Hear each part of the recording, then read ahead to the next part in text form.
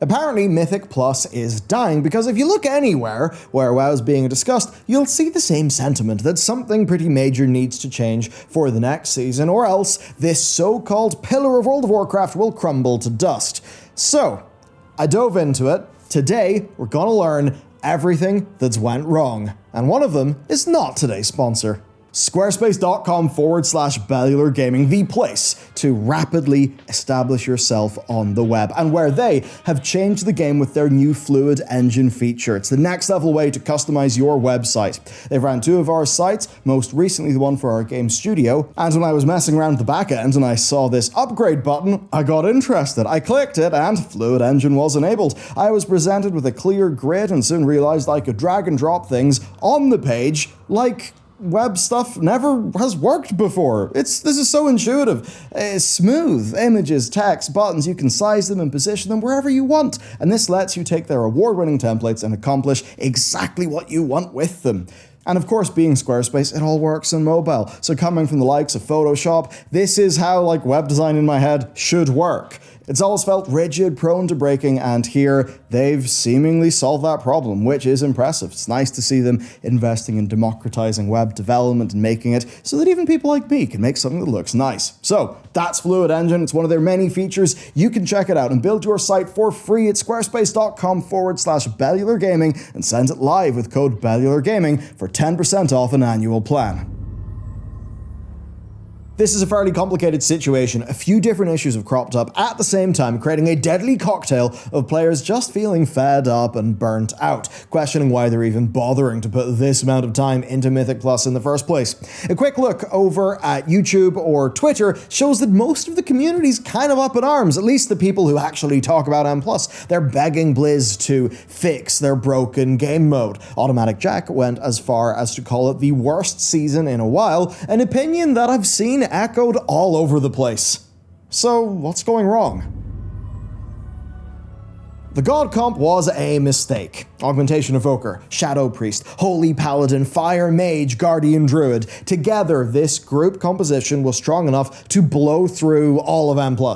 And that's because individually, these specs are all amongst the strongest, but their damage profiles and their various different bonuses kind of acted in a way to just create humongous group output, along with their all-encompassing utility and obscene survivability. 4 full Heavenly Kings with their new Augmentation Evoker as a glorious leader. And Blizzard were too slow to nerf this stuff, far too slow, and that meant that people were actually pushed into re-rolling in order to keep pushing those higher keys. If you're not running this comp, it's literally impossible to do keys as high, right? This is not a min-max optimization thing. This is you aren't allowed to play these specs if you want to get that high thing. Jordan, Banshee RL on Twitter, put together this just incredible set of graphs and data showing just how bad M+ has gotten right at the high end. You can see the vast majority of title holders are God Comp members, right? Looking at the chart, you see data all the way back to BFA. It's just such a great visualization. And you can see that the more evenly spread the dots are, the more balanced the season was. And believe it or not, Season 1 of Dragonflight was actually the most balanced season yet. So that Season 2 went so quickly wrong is going to sting even harder. Now, there are always outliers, of course, but never a full comp this far ahead.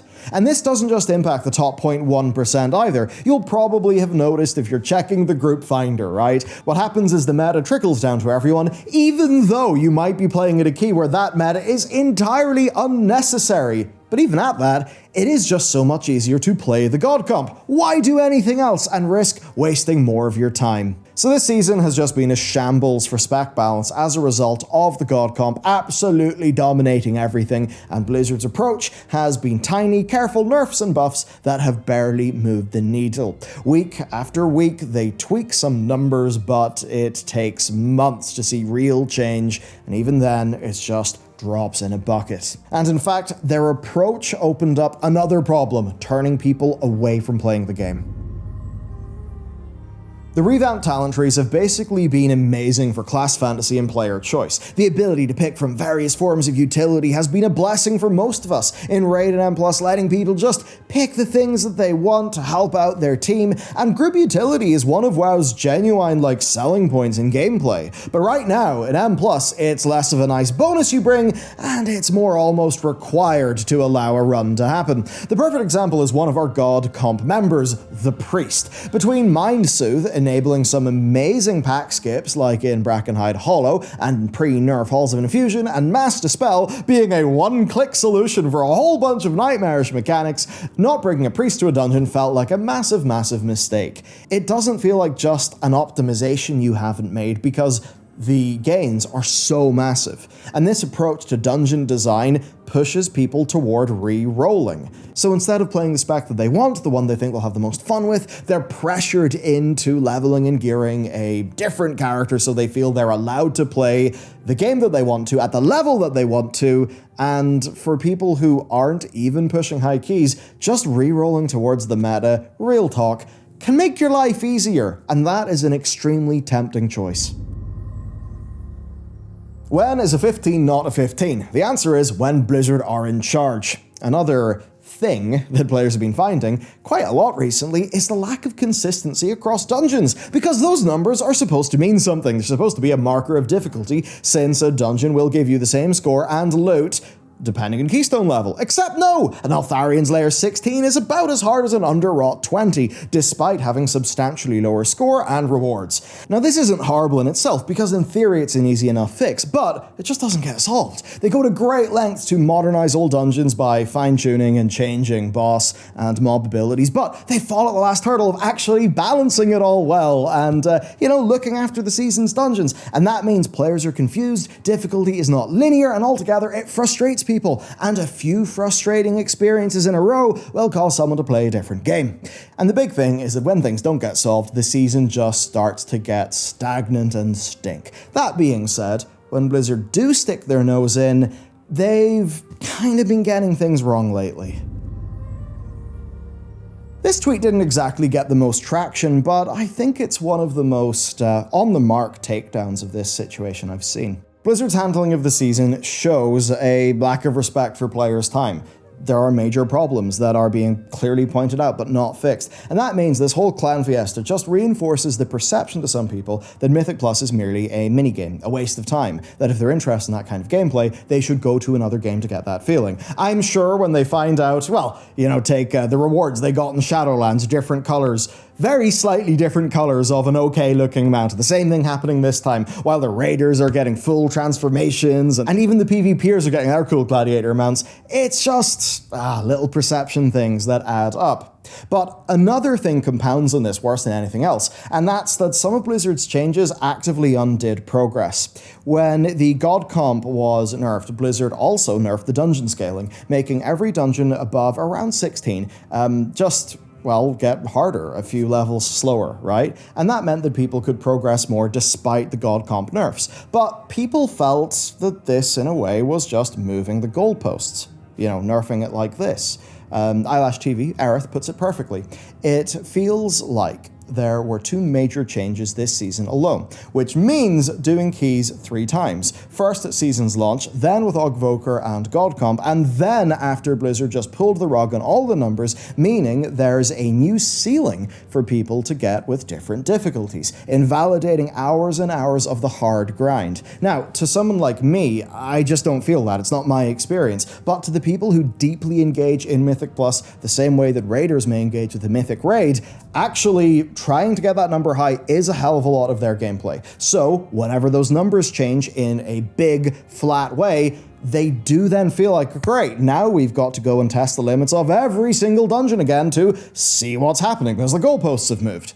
It's almost the equivalent of Blizzard just being like, you know what, the dungeon's 2 levels higher and your character's got to level up, or, whatever, right? Just changing everything, and now you've got to go and spend your time to get back to where you feel that you were. Of course, in a game, in a world that is predicated on actually having rules, and, making sense, that's a tough proposition. So when Blizzard makes changes like this, it kind of brazenly, reveals the man behind the curtain. The magic unravels, and the players are starting to wonder why they're playing the game in the first place, because so much of their experience at that higher end ends up being based on the whims of, do Blizzard have the time to fix this problem? Or will they wait too long? And if they do wait too long, well, do I just accept that and put my effort into this? But then, if they go and they nerf it in like 3 weeks, then I'll feel like my few weeks of spending time trying to perfect these dungeons will have been lost. And that's kind of the position that these players end up in.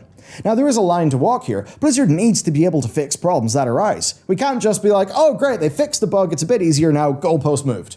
So there is a line, right? They need to be able to fix and tweak the game, but I think it's doing that without devaluing players' existing effort. Nerfing the dungeon a bit or buffing an underperforming spec, that kind of thing's a bit more fine, but changing the scaling of the entire system in one fell swoop, that is a fairly dangerous thing to do. But it's not all this player experience stuff that is the issue. The actual gameplay itself is suffering, and that's another part of why the God comp is so godlike. Healing kinda sucks in Mythic Plus, and that's another massive red flag, and don't take that from me, take it from a vastly superior discipline priest, Jack. It is in a way the hardest job to do by far in high keys, and it doesn't really come with complete control to make up for it. Healers are really a combination of the first and second line of defense. If the healer makes a mistake, people die. If the tank or a DPS makes a mistake, the healer usually has a chance to save them. And that kind of means that no matter who dies, it's sort of the healer's fault, even if they didn't do anything wrong.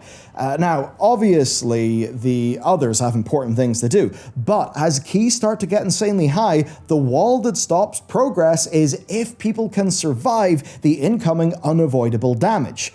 Or worse, if people let avoidable damage through, because then it's often blamed on the healer for not reacting fast enough to the situation. And as an example, when Blizzard changed up a bunch of healing numbers earlier on, they were trying to get away from this reaction time-based problem, but now we have a situation where a healer tries to do a single target heal, and they're like, the bar didn't move! Where's the health?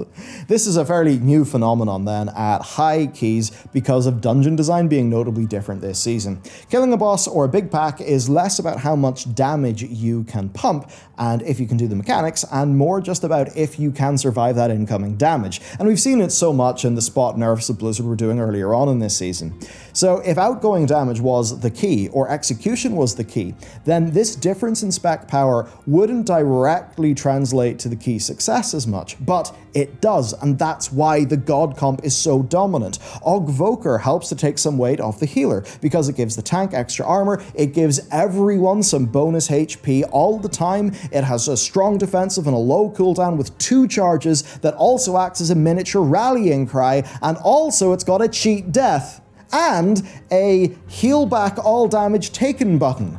Shadow Priests rock up with Vampiric Embrace and Dispersion. Mages come in with their new Mass Barrier and Ice Block replacement. Holy Paladin then is part of the comp for a reason too. Devotion Aura is king. They have some of the fastest and strongest healing tools in the game because unlike basically any other healer, they can top up whole groups in just a few quick global cooldowns without having to rely on a whole bunch of setup, hots, lengthy casts, or even some other cooldowns. They can just go and pump without having to plan too hard for it, making them the most mistake-proof healer that there is. I mean, with Bubble, Bop, Sack, Interrupt, they have so much.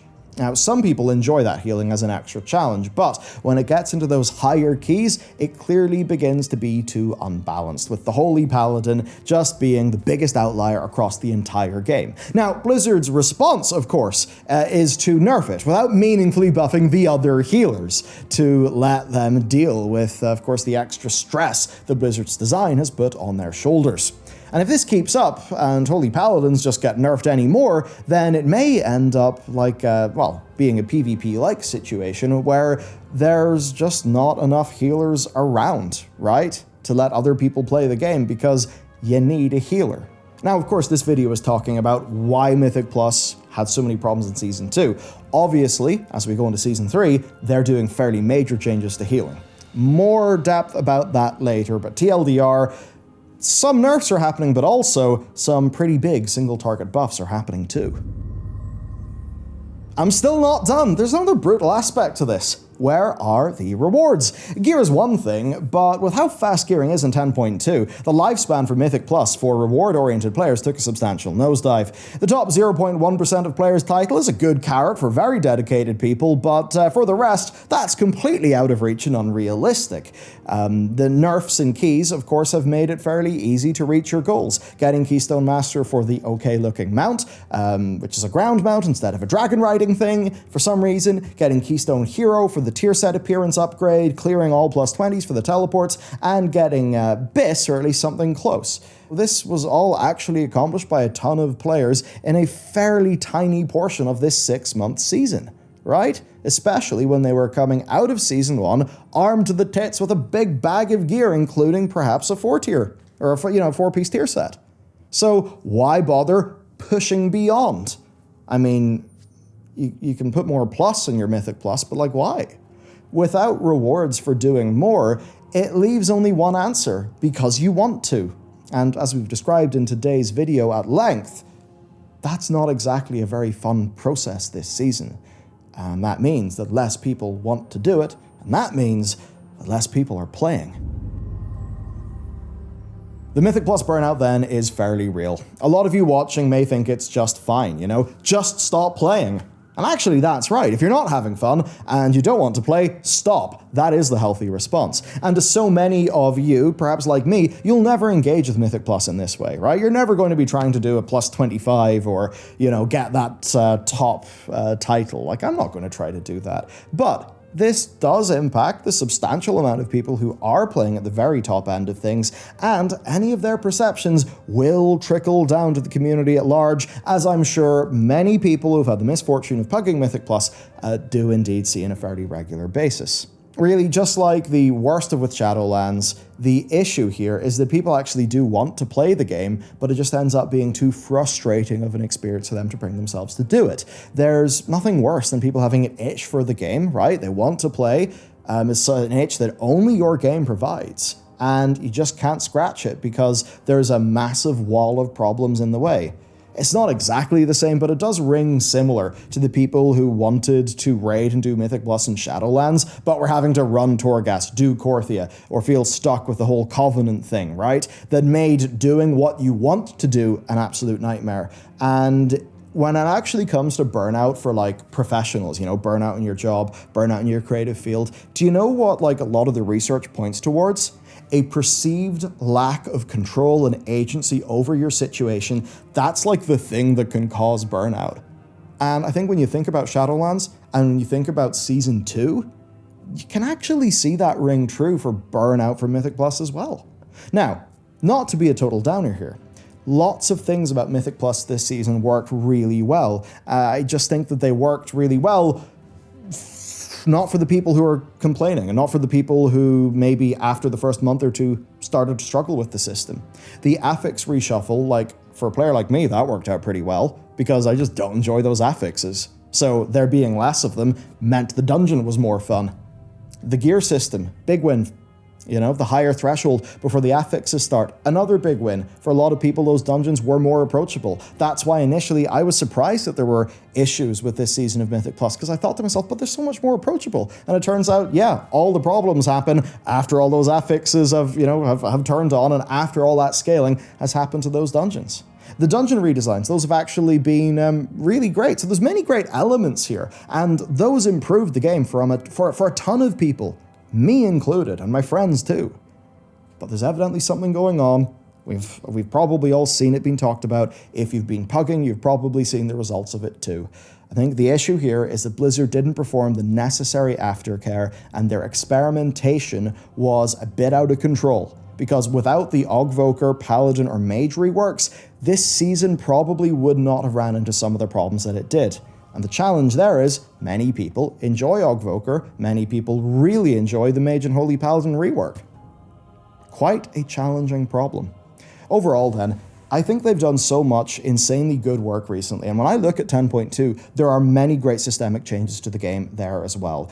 And that means that it is a shame to see them fall at that last hurdle and let an easy win slip through their fingers like this. Usually in all these videos, I'd end in a segment outlining what Blizzard can do, but we don't really need to because it's self-evident, and the entire Mythic Plus community has pretty much been telling them loudly all over the internet. Remove Ogvoker! Okay, no, that's me joking. Please don't. But seriously, some of the issues are obvious. Like, nerf the god comp, but buff the other specs instead. Tweak the dungeons so that they are closer together. Nerf how useful utility is, so having a priest is a minor bonus instead of something you feel you need to have. Or at least make sure that everybody gets to contribute a little bit more. I think here the name of the game is agility, because you are live tweaking the meta of a game within your game. Letting, though, a pillar of the game suffer a death of 1,000 cuts, that's not good. So they're great at adding features, new ones, quickly, and they're great at working on patches in parallel, but not everything seems to be quite right just yet. The team responsible for balancing needs their limiter removed. Maybe they need more resources, I don't know. But this part of the game definitely should be as good as it could be. So, look, I hope this was an informative review into what's going on with Mythic Plus. To be transparent with you, I was seeing so many tweets from top-end Mythic players, and I essentially wanted to work out what was going on. And, there's a whole bunch of people on our team here. One of them, Dakor, is he's cutting-edge Mythic Raider. He does plenty of high, Mythic Plus keys, and he's really got his finger on the pulse in that whole scene. So I'm basically just like, I don't exactly know what's going on. Person who is embedded in this scene and knows what's going on, please find all the problems and present them to me and Matt. And that's really where this video came about. I was trying to identify the problem, work out what it is, and then explain it to everybody, including myself, so that we can all learn and understand what is going on. So there you go. I hope you found this to be useful, and I suppose with the amount of very clear feedback, it would be fairly hard for them to, repeat this mistake again. I mean, they have established Mythic Plus as a pillar of the game over 4 expansions. We've had Mythic Plus for 7 out of WoW's 19 years, so yeah, when it's so close to being in the best shape it's ever been in, it is sad to see the post-Season 2 launch period go the way that it went.